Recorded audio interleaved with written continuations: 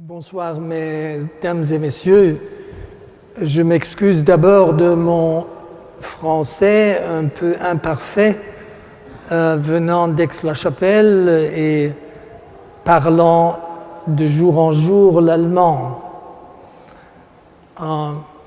Venant d'Aix-la-Chapelle me donne une perspective qui est un peu différente des vôtres sur la peinture d'Yves zur Strassen, que j'ai connu quand il a commencé à préparer la série de ces tableaux-ci pour cette exposition, c'est-à-dire il y a 2 ans.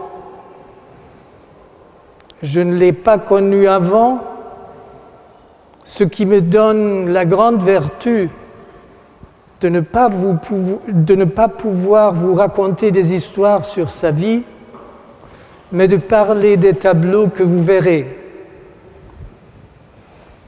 Venant d'Aix-la-Chapelle, je vous parle d'abord d'une destruction énorme qui s'est faite à la peinture depuis 50 ans. Autour de 1968, il était pratiquement dans les cercles artistiques défendu de peindre. Et le mot peintre est devenu un mauvais mot, comparable au peintre de bâtiments.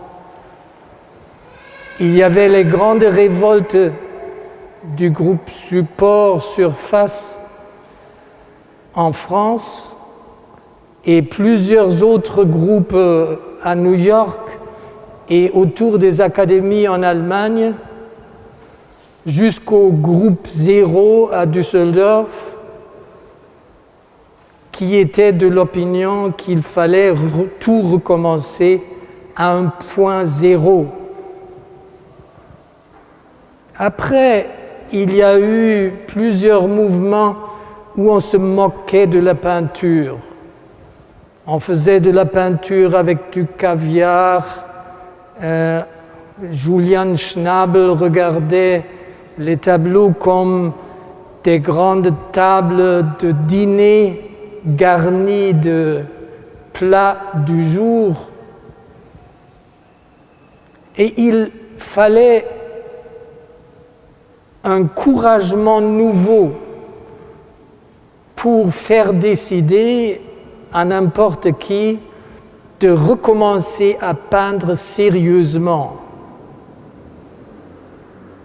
Cette dimension de découragement dans la dernière décade est difficile à comprendre. Et difficile à comprendre est le courage qu'il fallait pour peindre de nouveau. Peindre comme De Chirico l'a fait suivant Poussin, Anch'io sono pittore. Quand j'ai visité l'atelier de zur Strassen, j'étais tout à fait ébloui d'un atelier de quelqu'un qui voulait peindre. Un atelier parfait, de matériaux parfaits, qui me racontait tout d'une science de peindre, une science des pinceaux, une science des pigments, une science de la lumière. Et je comprenais que le but que ce peintre s'était mis était des œuvres parfaites.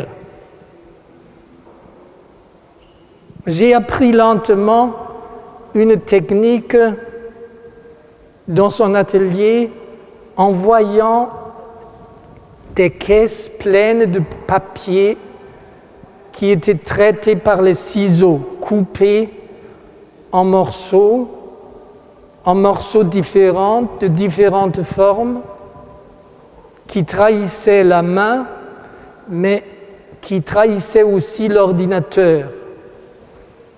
Et j'ai vu comme ces papiers entraient sur les toiles peintes et se distanciaient de ces toiles encore.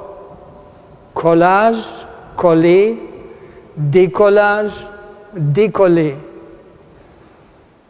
Et vous verrez facilement dans cette exposition qu'il y a toute une dialectique entre le pinceau et les ciseaux, entre les lignes précises et les lignes calligraphiées avec les pinceaux. J'ai compris après qu'il y avait une autre dialectique qui était le jeu entre la volonté de l'artiste et le hasard qu'il rencontrait.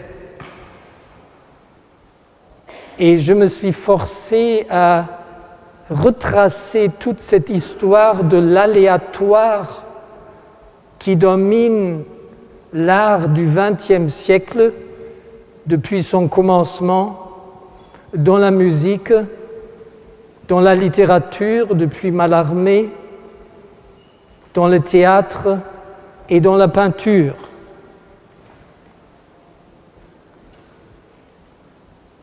J'ai regardé les tableaux comme si j'étais une fourmi qui regarde dans le ciel, ou si j'étais un aigle qui regarde sur la terre.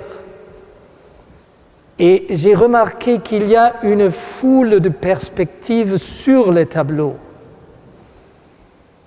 Quoique les tableaux soient peints en vertical, sur un mur, mais ils reflètent une position de l'artiste, du moi, de l'ego, qui est toujours dynamique, qui meut toujours, qui suit les positions selon les réactions sur le hasard.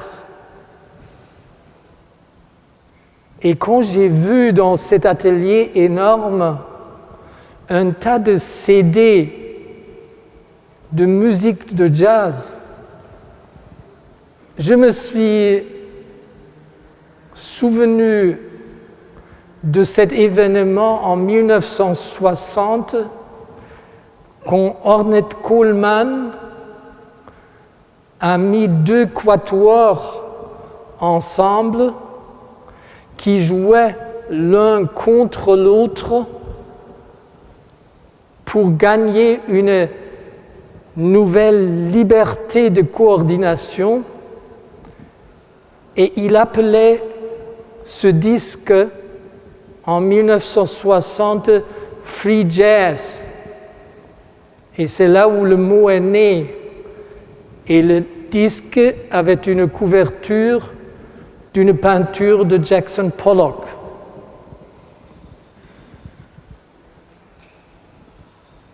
Après, je suis tombé sur un mot qui m'a fasciné, qui a été créé par le romancier anglais Horace Walpole en 1754 dans une lettre à un ami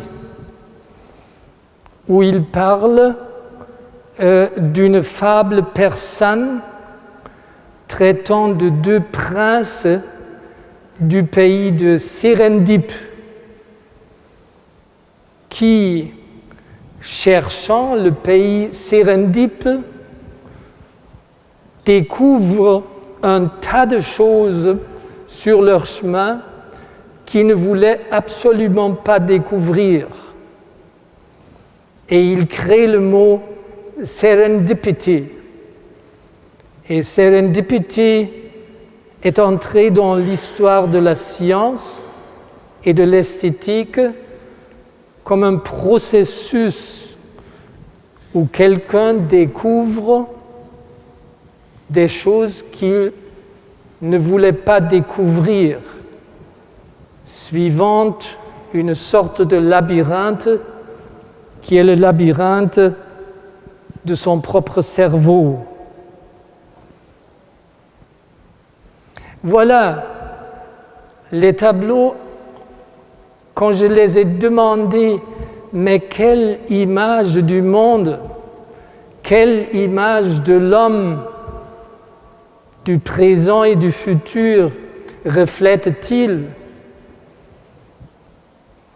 J'ai regardé les structures dynamiques de ces tableaux qui ne permettent pas une construction orthogonale.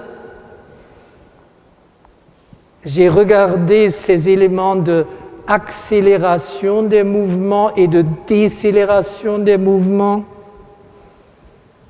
Ce mélange fascinant entre spiritualité et sensualité, de laideur et de beauté.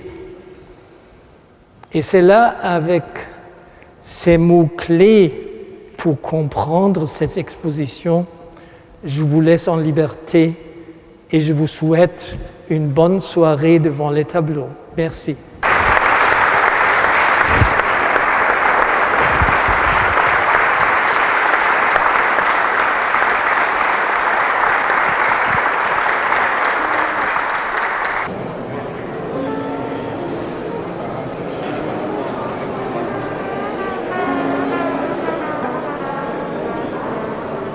I leave Earth to his wonders. What chaos when the curtain rises and the house lights dim.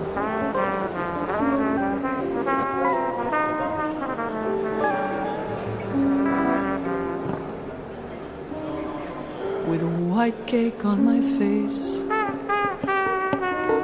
the actress backstage contemplates laying a universal egg.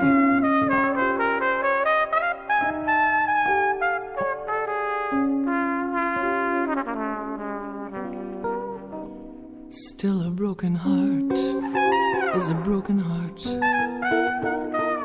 and illumination is in fact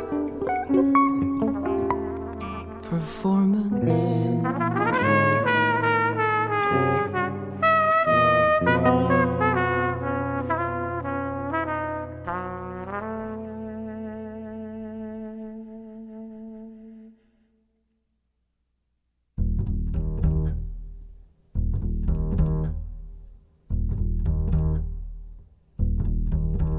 In the dark, in the cold, in the sky, I can fly. I am old, but I can see for miles and miles. I am silver, I am gold, I am white, I am blue, I am rock, I am chaste, I am time, I am truth. When twilight falls among the stars, I sit and tinker with your moods. I hear your thoughts, I move the tides. I am your God, I am your muse.